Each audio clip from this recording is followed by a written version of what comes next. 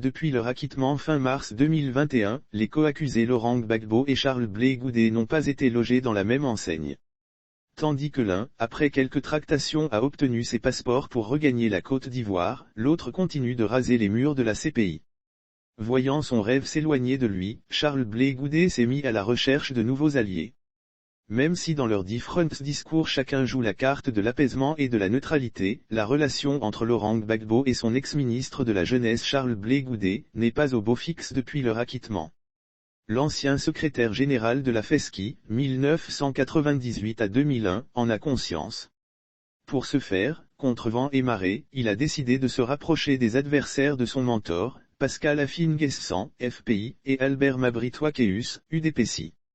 Les émissaires de Blé Goudé chez Albert Mabry-Twaqueus après une première rencontre avec l'ex-premier de Laurent Gbagbo, une délégation de COJEP conduite par son secrétaire général a été reçue par le président de l'UDPSI.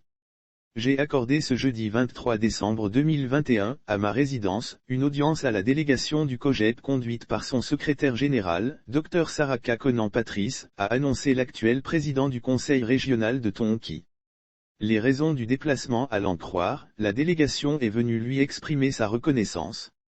La délégation est venue m'exprimer sa reconnaissance pour avoir soulevé la nécessité du caractère inclusif du dialogue politique et saluer le soutien que l'UDPSI et son président ne cessent d'apporter au COJEP lors de ses activités. Charles Blé Goudé souhaite que Mabry plaide en sa faveur. Autre point important abordé avec les émissaires de l'ex-général de la rue est la question de son retour au pays. C'est pourquoi, ils ont souhaité que l'ex-ministre de l'enseignement supérieur plaide en sa faveur lors du dialogue.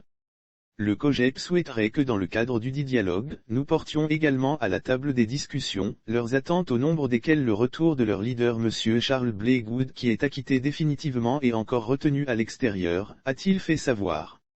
Lire sur le même sujet affaire indemnisation de Blé Goudé, avant l'audience du 13 décembre, ce que les juges demandent aux avocats du président du COJEP. Leur message a été bien accueilli par leur hôte qui s'est engagé à le transmettre.